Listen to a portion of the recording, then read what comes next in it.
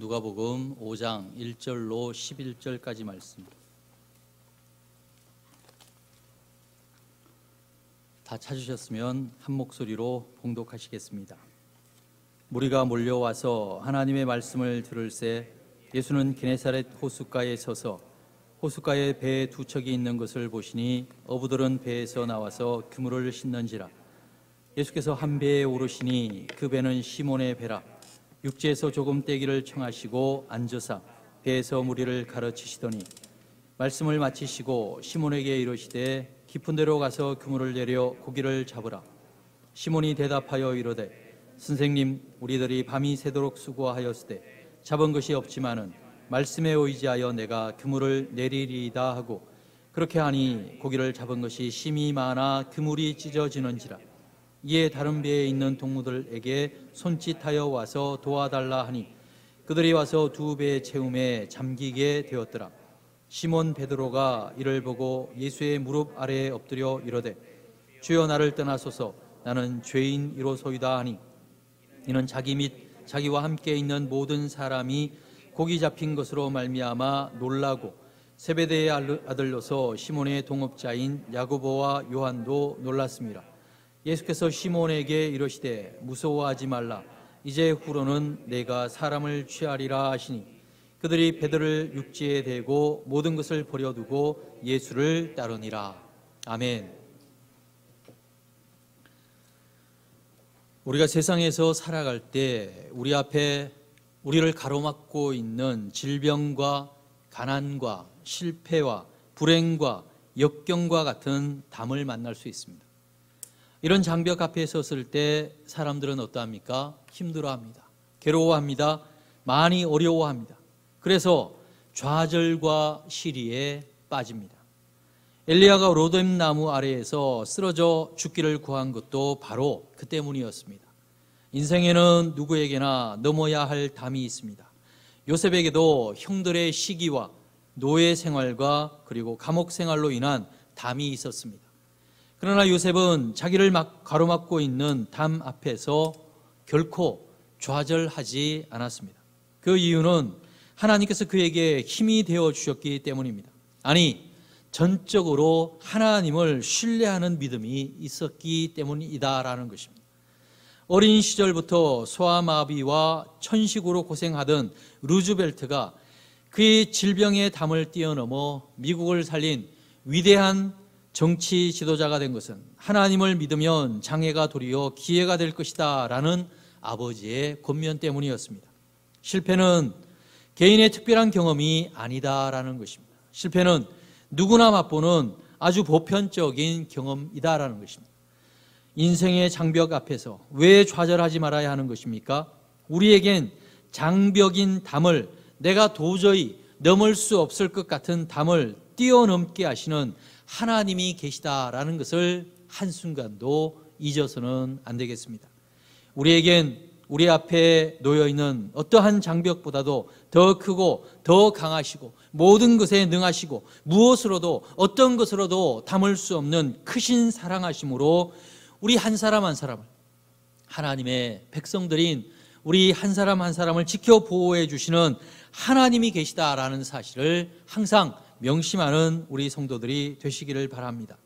그 하나님께서는 그 하나님께서 주시는 말씀에 의지해서 말씀대로 순종하며 하나님의 도우심을 구하며 나아갈 때 우리를 가로막고 있는 장벽을 해치고 승리하는 삶, 내 안에 기쁨이 충만한 삶을 살 뿐만 아니라 하나님을 기쁘시게 하는 삶을 살 수 있게 될 줄로 믿습니다. 오늘 본문 말씀을 보면 주님께서 제자를 부르시는 과정에서 베드로를 비롯한 4명의 제자들이 주님의 말씀에 의지하여 순종함으로 자신들 앞에 놓여있는 인생의 장벽을 해치고 그물이 찢어질 정도로 많은 물고기를 잡고 물고기를 잡았을 뿐만 아니라 어부에서, 물고기를 잡는 어부에서 사람을 낚는 어부로 거듭나는 놀라운 은혜를 덧입는 내용이 오늘 본문에 기록되어져 있습니다. 1절로 3절 말씀을 보면 무리가 몰려와서 하나님의 말씀을 들을새 예수는 게네사렛 호숫가에 서서 호숫가에 배 두 척이 있는 것을 보시니 어부들은 배에서 나와서 그물을 씻는지라. 예수께서 한 배에 오르시니 그 배는 시몬의 배라 육지에서 조금 떼기를 청하시고 앉으사 배에서 무리를 가르치시더니. 예수님께서 게네사렛 호숫가에 서서 많은 사람들에게 말씀을 가르치시고 계셨습니다. 그때 베드로와 야고보와 요한, 그리고 마태복음과 마가복음에서는 언급되었는데 오늘 본문에서는 생략된 안드레, 이렇게 네 사람이 배에서 내려서 그물을 씻고 있었습니다. 이것은 무엇을 말하는 것입니까?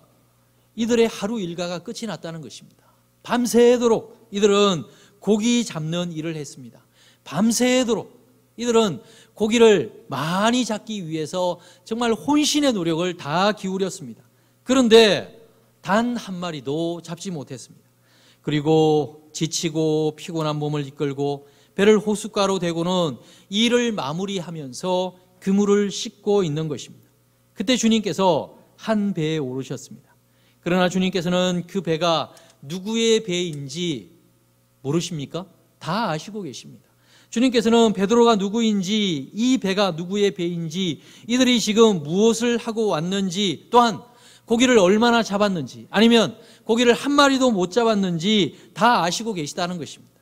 이 세상을 창조하신 전지전능하신 하나님의 아들이신 주님께서는 베드로의 배에 오르셔서는 그 배를 육지에서 조금 떼기를 청하셨습니다.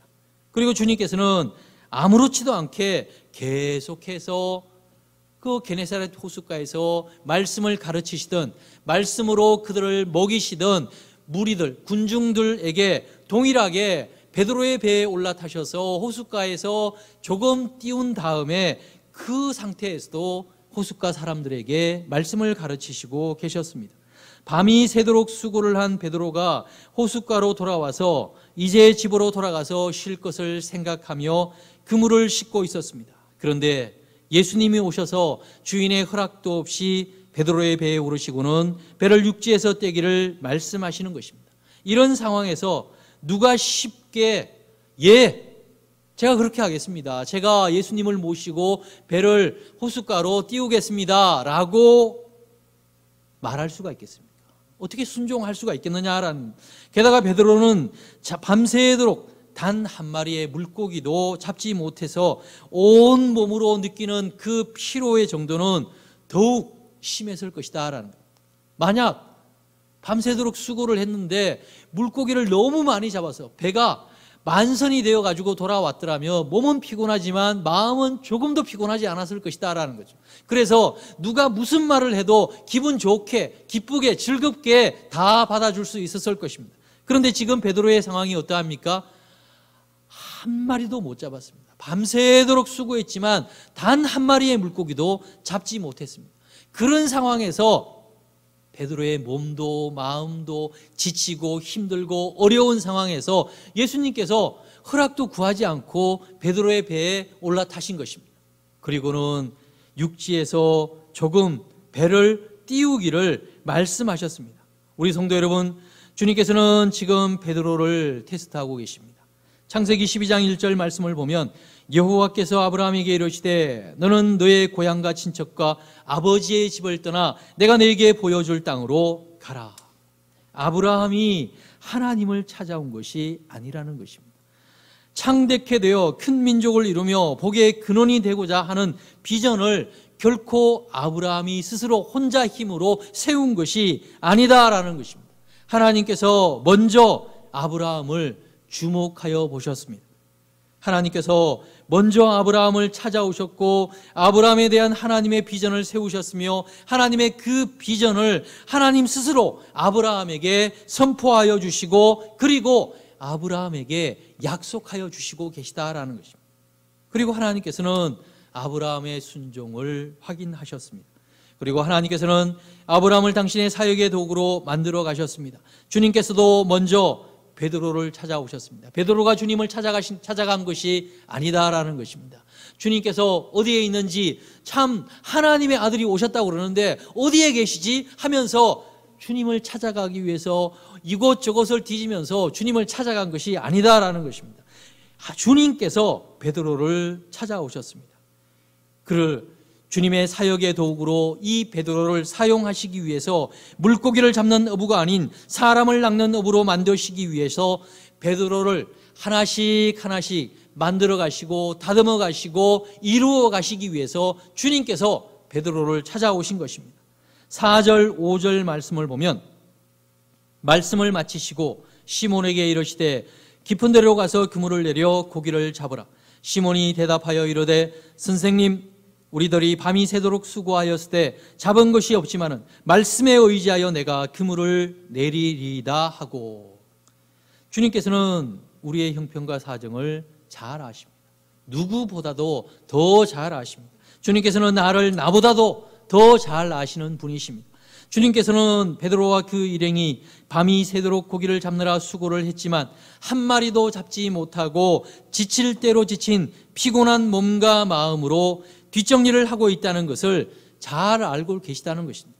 그럼에도 불구하고 주님께서는 베드로의 배를 타시고 호수로 나가자고 하시고 호수로 나간 배 위에 앉으셔서 호숫가에 모인 무리들에게 말씀을 가르치시고 계십니다. 마치 자기 배에 올라타신 것처럼, 자기 일인 것처럼, 베드로가 마치 자기의 그 부하나 자기의 일꾼인 것처럼 생각하시는지 주님께서는 너무나 태연하게 베드로의 배에 오르시고 배를 육지에서 조금 떼기를 청하시고 그 배 위에서 여전히 무리들을 향해서 말씀을 가르치시고 계시다라는 것입니다.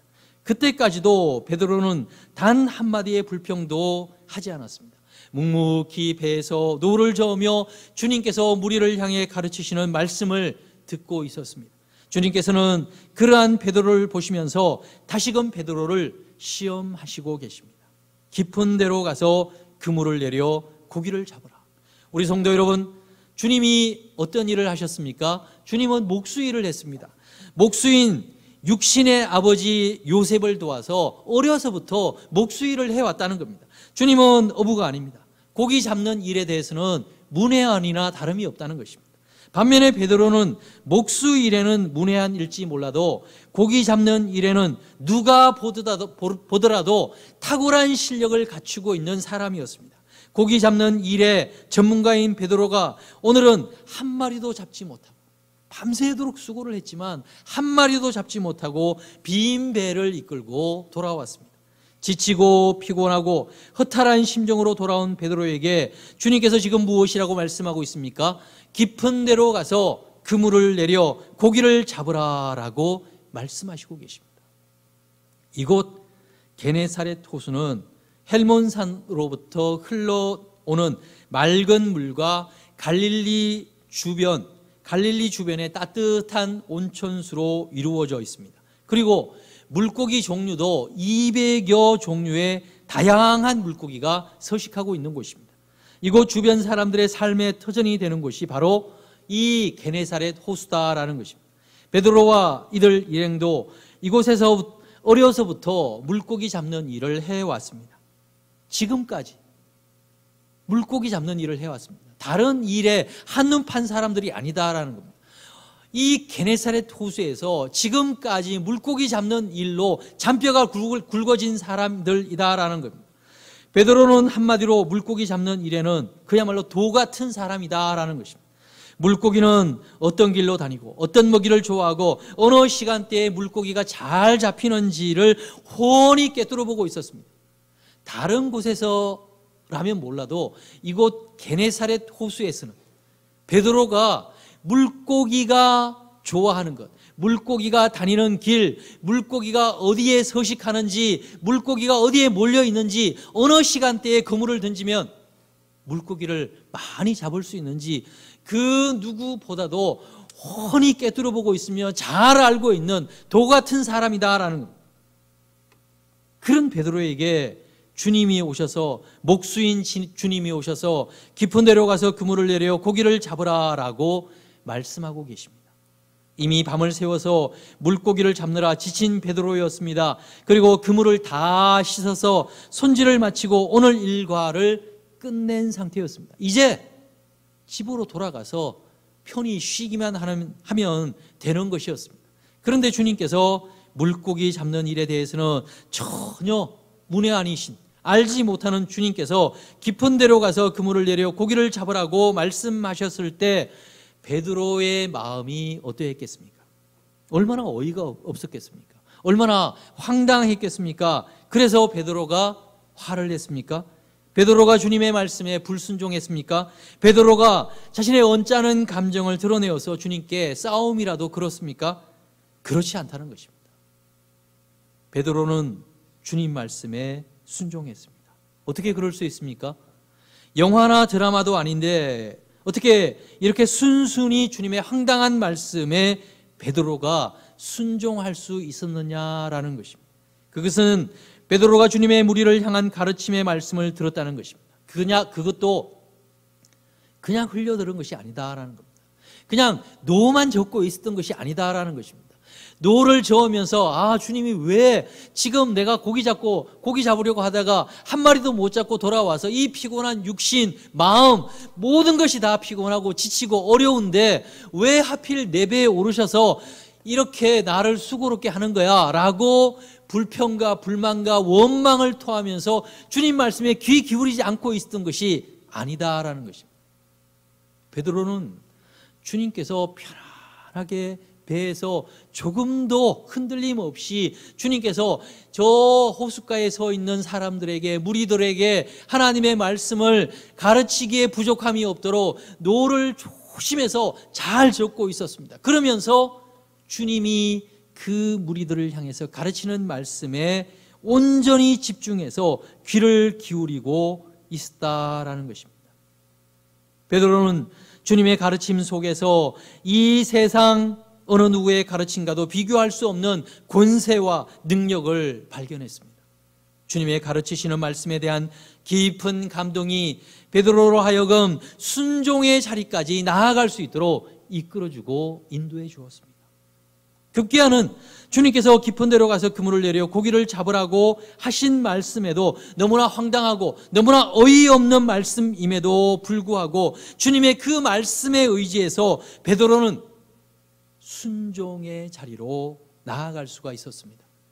우리 성도 여러분, 순종은 놀라운 힘이 있습니다. 순종은 엄청난 기적을 불러일으킬 수가 있다는 것입니다. 사무엘상 15장 22절 말씀을 보면 사무엘이 이르되 여호와께서 번제와 다른 제사를 그의 목소리를 청종하는 것을 좋아하심같이 좋아하시겠나이까.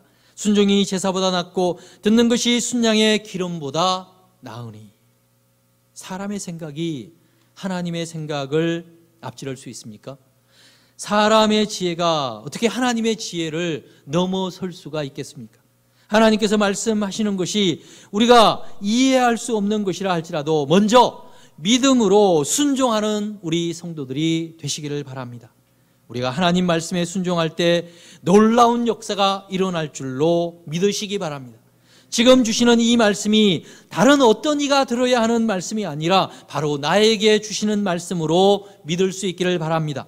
나에게 주시는 말씀으로 믿고 집중해서 들을 때, 순종할 때, 말씀에 의지해서 나아갈 때 하나님의 놀라우신 역사하심이 나타나게 될 줄로 믿습니다. 내 생각, 내 지식, 내 지혜로 생각하고 계산하고 따져보고 판단하고 결정하는 것이 아니라 하나님 말씀에 전적인 순종, 온전한 순종으로 나아가는 우리 성도들이 되시기를 바랍니다.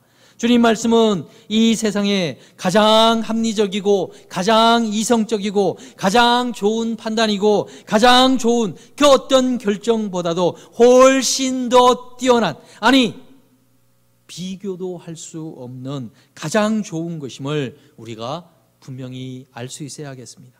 따져보는 것이 아니라, 계산하는 것이 아니라 무조건적으로 주님 말씀에 순종하며 나아가는, 이 말씀을 어떻게 내가 들을 수 있어? 지금 이 상황에서 이 말씀에 어떻게 순종할 수 있어? 지금 이 형편 가운데에서 내가 어떻게? 그것이 아니라 그럼에도 불구하고 순종하며 나아가는 우리 성도들이 되시기를 바랍니다. 6절 7절 말씀을 보면 그렇게 하니 고기를 잡은 것이 심이 많아 그물이 찢어지는지라. 이에 다른 배에 있는 동물들에게 손짓하여 와서 도와달라 하니 그들이 와서 두 배의 채움에 잠기게 되었더라. 베드로가 깊은 데로 가서 그물을 내려 고기를 잡으라는 주님 말씀에 순종한 결과인 것입니다. 그런데 주님의 그 깊은 데로 가서 그물을 내려 고기를 잡으라는 말씀은 당시 이곳 게네사렛 호숫가에서 물고기를 잡아서 사는 어부들에게는 상식적으로는 도저히 이해가 되지 않는 말이었습니다. 이 호수에 사는 고기들은 밤에 잘 잡힌다고 합니다. 그것도 수심이 얕은 곳에서 잘 잡힌다고 합니다. 고기 잡는 일만 몇십 년을 해온 베드로에게는 주님의 이 말씀이 고기 잡는 일에 너무나 무식한 말이 아닐 수 없다는 것입니다. 밤새도록 수고를 했습니다. 어두운 데서 수고를 했습니다. 물고기를 잡기 위해서 수고를 했습니다. 그런데 한 마리도 못 잡았습니다. 이제 아침이 되어서 물고기 잡는 일을 다 이제 끝내고 돌아와서 쉬려고 하는데 주님께서 그 아침에 물고기를 잡으라고 하십니다. 깊은 데로 가서 물고기를 잡으라고 하십니다. 얕은 데서 잘 잡히는 이 게네사렛 호숫가에서 깊은 데로 가서, 그것도 지금 환한 아침에 물고기를 잡으라고 하십니다. 이 말이 얼마나 무식하게 여겨지겠습니까? 그럼에도 불구하고 베드로는 이 이해할 수 없는 말씀에도 불구하고, 베드로는 자신이 용납할 수 없는 말씀을 들었음에도 불구하고 베드로는 주님 말씀에 어떻게 하고 있습니까? 순종을 하고 있다는 것입니다. 5절 말씀을 다시 보면 시몬이 대답하여 이르되 선생님, 우리들이 밤이 새도록 수고하였을 때 잡은 것이 없지만은 말씀에 의지하여 내가 그물을 내리리이다 하고. 그 결과가 어떻게 나타났습니까? 베드로가 헛수고를 했습니까? 베드로의 순종이 헛된 순종이었습니까? 결코 그렇지 않다는 것입니다. 베드로의 순종은 참으로 놀라운 역사를 일으켰습니다. 그물이 찢어질 정도로 엄청난 양의 물고기를 잡은 것입니다. 그래서 호숫가에 있는 동료들, 그 친구들을 불러서 그의 배에 나누어 실었음에도 두 배가 다 물에 잠길 정도로 많은 물고기가 잡힌 것입니다. 우리 성도 여러분, 말씀에 순종하는 사람만이 주님의 예비하신 놀라우신 복과 은혜를 내 것으로 만들 수 있다는 것을 우리가 명심할 수 있어야겠습니다. 하나님의 지혜로운 백성은 다른 사람이 아니라는 것입니다. 바로 하나님 말씀 안에서 자신의 역할을 감당하는 하나님의 백성, 성도임을 우리가 명심할 수 있어야겠습니다. 순종 없이 그저 하나님의 기적과 표적과 축복만을 바라는 것이 아니라 말씀에 의지해서 하나님께 순종함으로 나아갈 때 우리는 하나님의 놀라우신 은혜를 경험하게 될 줄로 믿습니다. 또한 하나님께서 우리에게 은혜를 베풀어 주시되 차고 넘치도록 풍성하게 베풀어 주시는 분이심을 우리가 분명히 알 수 있어야겠습니다. 우리가 어떻게 했을 때 이렇게 해주신다는 것입니까? 우리가 말씀에 의지하여 순종할 때 차고 넘치도록 풍성한 은혜를 베풀어 주신다는 것을 의심 없이 믿는 저와 여러분이 되시기를 바랍니다. 물고기 2마리와 보리떡 5개로 장정만 5,000명이 먹고도 그 부스러기가 12바구니를 채웠습니다. 또한 엘리사 선지자 때에 있었던 일로 선지자 생도가 죽고 혼자 된 여인의 집에 가서 동네에 가서 그릇을 구할 수 있는 대로 구해오라고 말했습니다. 그리고 집에 있는 기름을 그 그릇에 붓기 시작하는데 구해온 그릇이 다할 때까지 기름이 떨어지지 않았다라고 성경은 말씀하고 있습니다. 엘리사 선지자는 하나님의 이름으로 그들에게 은혜를 베풀었습니다. 하나님께서는 우리에게 은혜를 베풀어 주시되 차고 넘치도록 풍성하게 베푸신다는 것을 명심하는 우리 성도들이 되시기를 바랍니다. 8절 말씀을 보면 시몬 베드로가 이를 보고 예수의 무릎 아래에 엎드려 이르되 주여 나를 떠나소서 나는 죄인이로소이다 하니, 베드로가 예수님을 향해 주라고 고백하고 있습니다. 반면에 자신을 무엇이라고 말하고 있습니까? 죄인이다라고 말하고 있다는 것입니다. 주님이 행하시고 베푸신 놀라우신 기적에 너무나 놀라워하고 있습니다. 사람으로서 어떻게, 평범한 사람으로서 어떻게 호숫가에서, 호수 중간에 깊은 곳에 물고기가 이렇게 많이 있다는 것을 알 수 있느냐라는 것입니다. 그것도 고기 잡는 것에 대해서 전혀 모르는 사람이 말입니다. 베드로는 주님의 이와 같은 말씀에 또 행하심에 평범한 사람으로서가 아니라 신적인 권위를 그에게서 볼 수 있었습니다. 그래서 베드로는 5절에서 선생님이라고 호칭했다가 8절에서 주여라고 주님을 부르고 있다는 것입니다.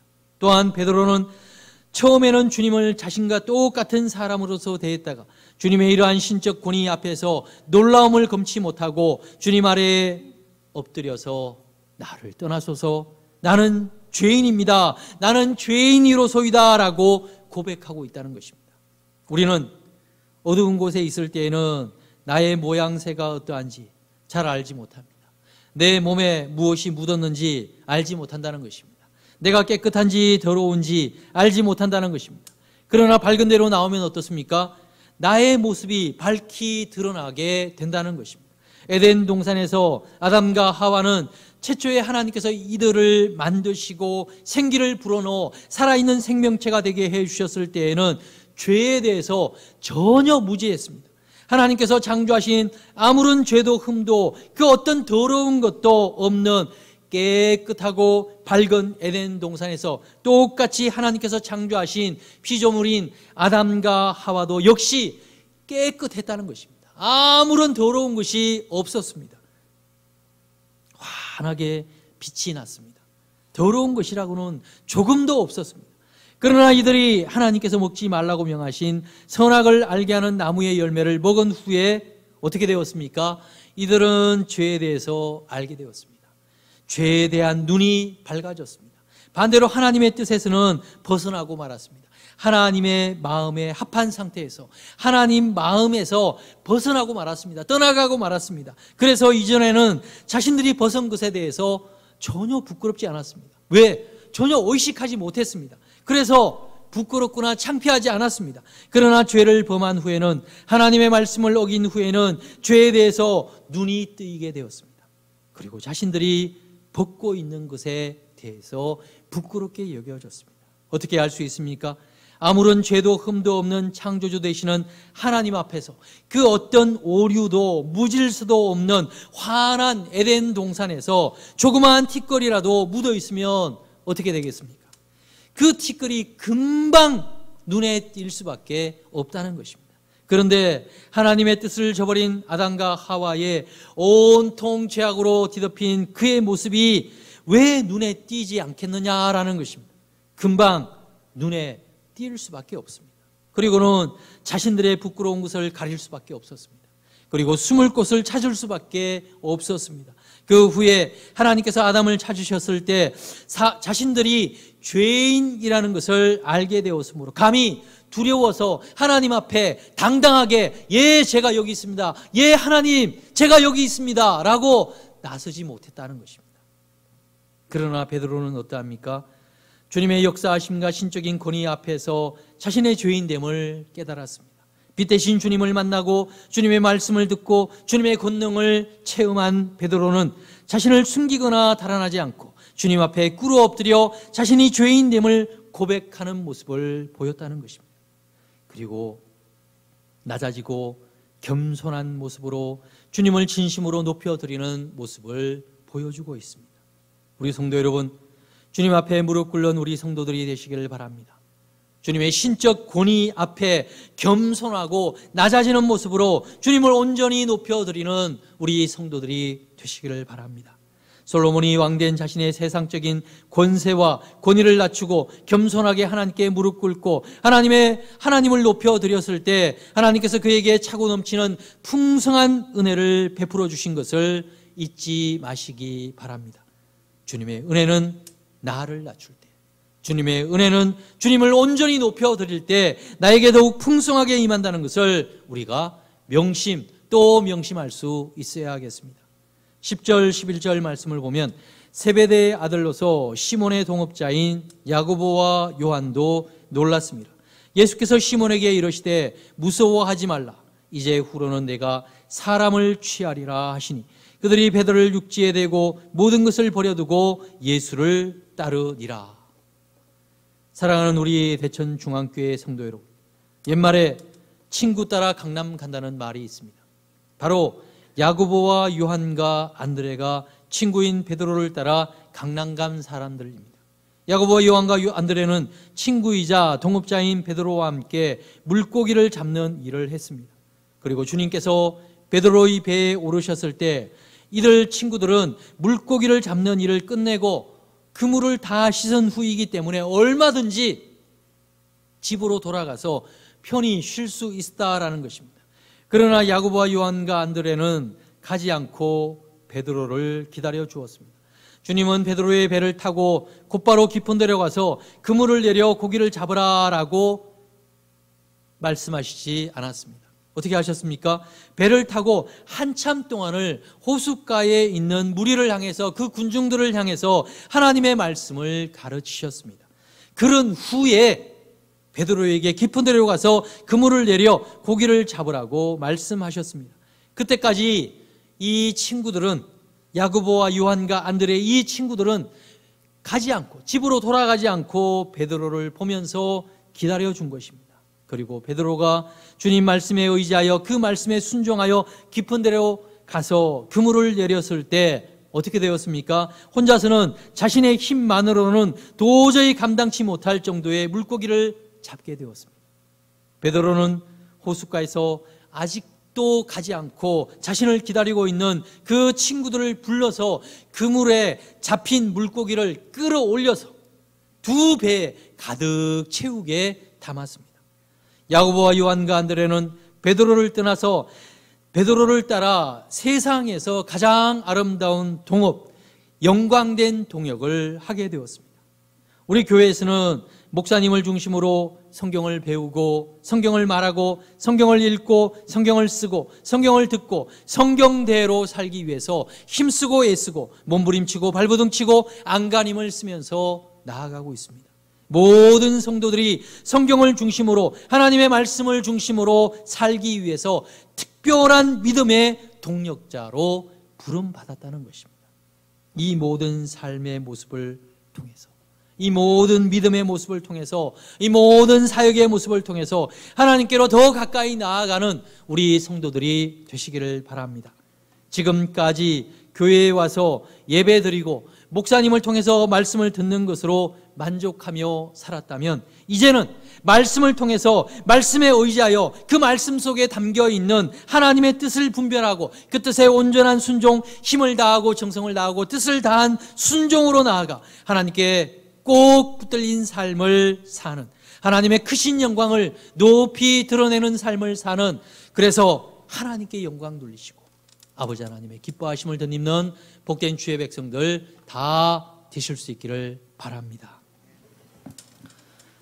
지금은 우리 주 예수 그리스도의 은혜와 아버지 하나님의 크신 사랑하심과 성령님의 감화, 감동, 교통, 역사하심, 오늘 모여서 하나님을 예배하며 언제나 어떤 상황에서나 어떤 형편에서나 주님 말씀에 의지해서 하나님께 더 가까이 나아가기 위해서 힘쓰고 애쓰며 하나님 말씀에 붙들리기를 소원하며 다시금 세상으로 나아가는 이곳에 모인 모든 주의 백성들 머리 위에 이제로부터 영원토록 함께 하시옵기를 간절히 축원하옵나이다. 아멘.